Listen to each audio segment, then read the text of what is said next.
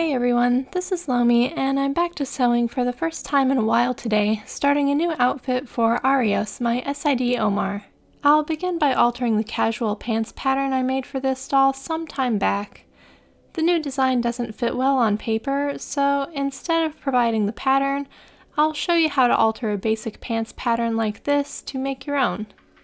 If you need it, the initial pattern I'm working from is available in my free pattern archive, which will be linked in the video description.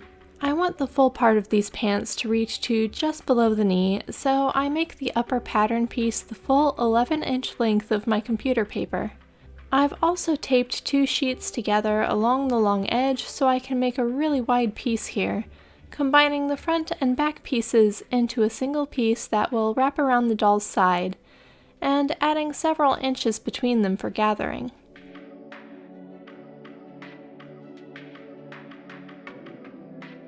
Next, I'll be drawing a new pattern piece, which is really simple.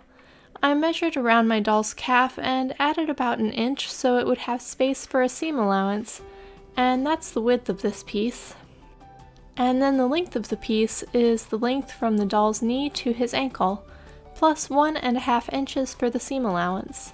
The width of the bottom of the piece is the measurement around the doll's ankle with just a little extra for not just the seam allowance, but also to be sure the pant leg will be wide enough to fit over his foot. So this gives me kind of a tapered rectangle, and these 2 pattern pieces are all we need. I cut 2 of each and then get started. Before I put any pieces together, I run a zigzag stitch along the top and bottom edges of all 4 pieces to keep them from fraying. As I work, I also want to apologize if in this video my voice gets more raspy or if I start coughing. I've been out of my studio for several weeks to recover from the illness, which YouTube doesn't like people to discuss, and I am unfortunately not recovering very fast. I'm going on several weeks in, and I still have things like this cough, which could last for several more months. But the rest of my family is healthy, and I'm just going to do my best. I'm happy to be back to working on my hobbies, and happy to be able to get back to sharing things, even if they're a little imperfect. After the edges are done, I take the lower leg piece and measure down about 1.25 inches from the top edge, right in the middle of the piece. I mark 2 lines down from this point, about 1/2 inch apart. These will become buttonholes for the leg's drawstring.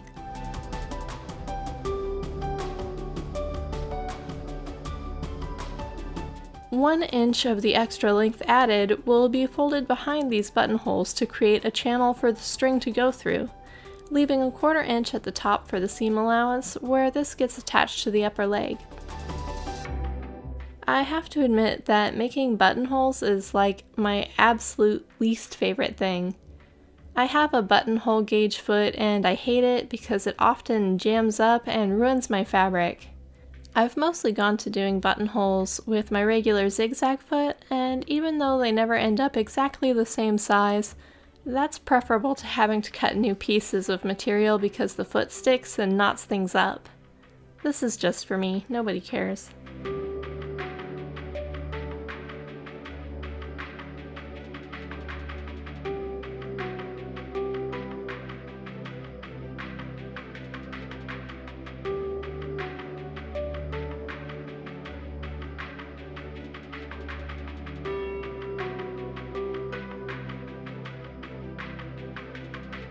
After the buttonholes on the lower legs are done, I fold the top over by 3/4 inch so that it covers the buttonholes on the right side.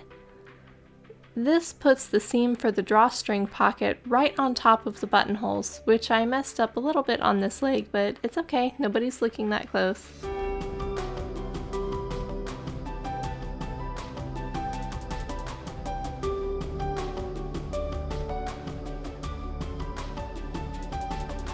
You can see this leaves a flap of fabric above the fold that can still be attached to the upper leg. I fold the new pocket so it lays nicely on the back side of the piece and then sew down the bottom edge of it.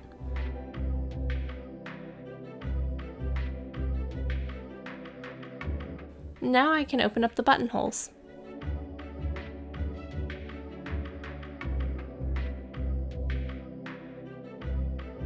I finish the other lower leg the same way, and then thread in some ribbon, which I pin at the edge.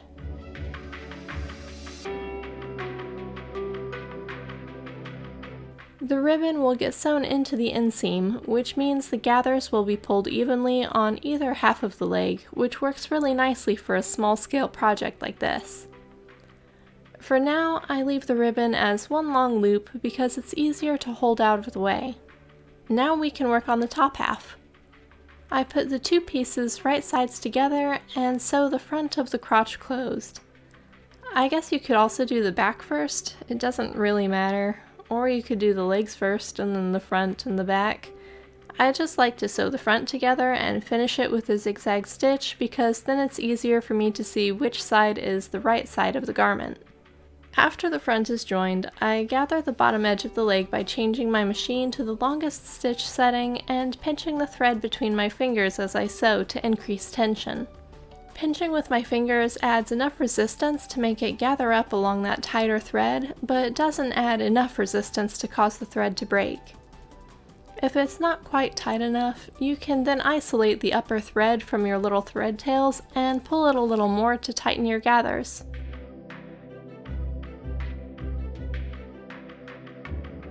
I put the lower leg and upper leg pieces together with right sides together. I pin the sides first, then carefully arrange the gathered middle so it's even.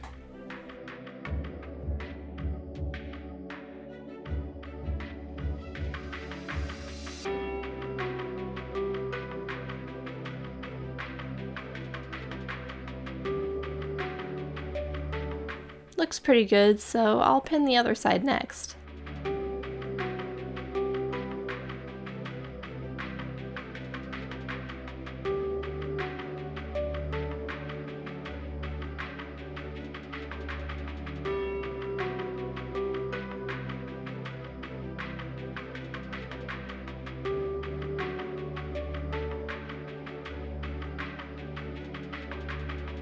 Then it's time to switch back to a shorter stitch and join the top and bottom leg pieces. When this gets unfolded, the seam will be right along the top edge of the drawstring pocket, which is pretty neat.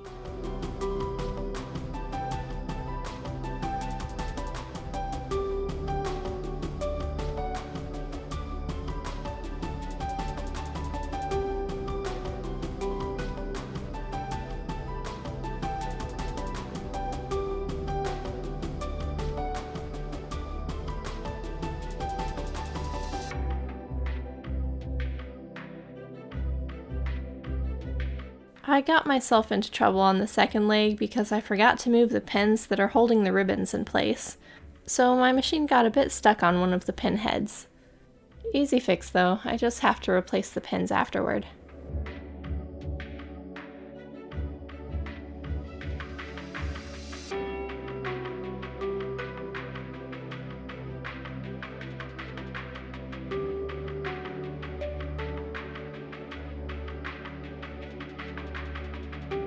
To finish the bottom cuff, I just fold the bottom edge by 1/4 inch and sew it down. And yes, I know my fabric is super wrinkly and creased. I haven't replaced my iron yet because I haven't been able to go out anywhere to pick one. Hopefully before I get to the hard parts of this outfit I want to make, I'll get a new one.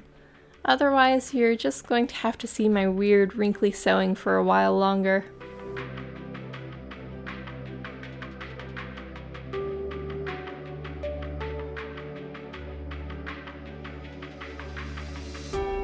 Now that the legs are finished, I line up the back of the pants and sew that curve closed, finishing its edge with a zigzag stitch as well.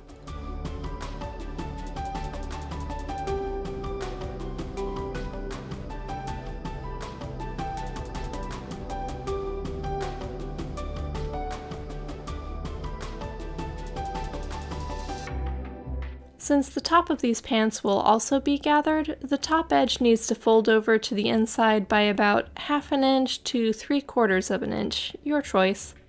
And then I mark placement for the buttonholes for the waist drawstring. I make some more ugly buttonholes with my zigzag foot. I think I could get better at this if I did it more often, but honestly, I just want to someday get a machine that does it all by itself with no input from me.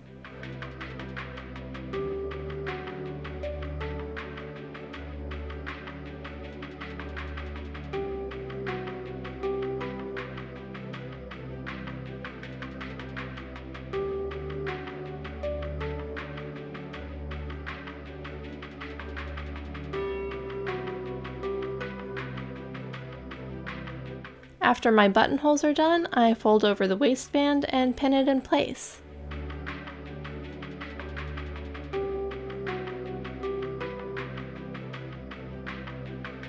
Then I line up the center of the crotch and pin each leg closed.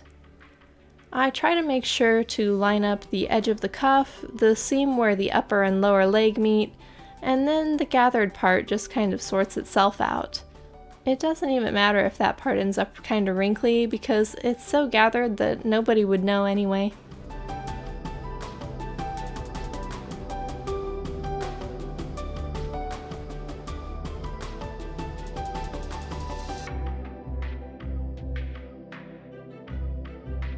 I close the inseam by starting at the bottom of one leg, backstitch at the beginning to keep it from pulling apart, then go all the way up the leg to the crotch, turn, and go down the other leg.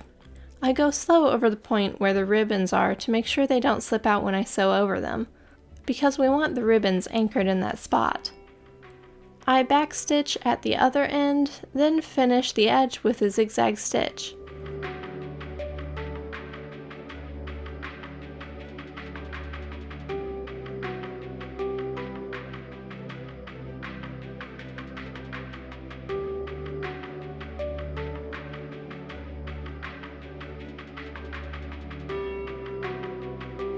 I like to backstitch with my zigzag at the beginning and at that leg seam where I want a little more reinforcement, then also at the end. I feel like backstitching with the zigzag isn't necessary, but the more I sew, the more I feel like it helps ensure even the edge finishing doesn't come undone, even though it's never under strain. I don't know, personal preference I guess. My sewing machine allows me to remove part of the platform to have a free arm where narrow things like sleeves on human clothes can fit over it. This is great for finishing the waistband of the pants. So that's the last step of construction. Just sewing the folded waistband in place, which also creates a pocket for the waist drawstring.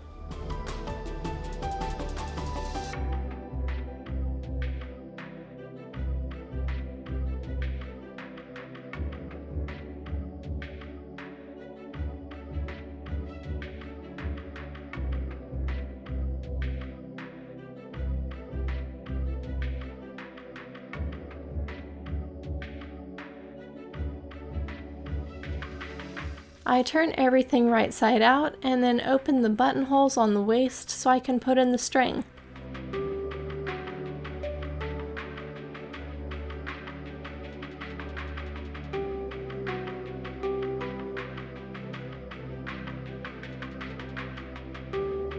I also separate the ribbons on the legs now that the pants are done, snip them right in the middle, and melt the ends with a flame. Be careful with the fire, don't burn yourself or your project like I usually do. Last of all, I hook a ribbon to a safety pin and feed it through the waistband.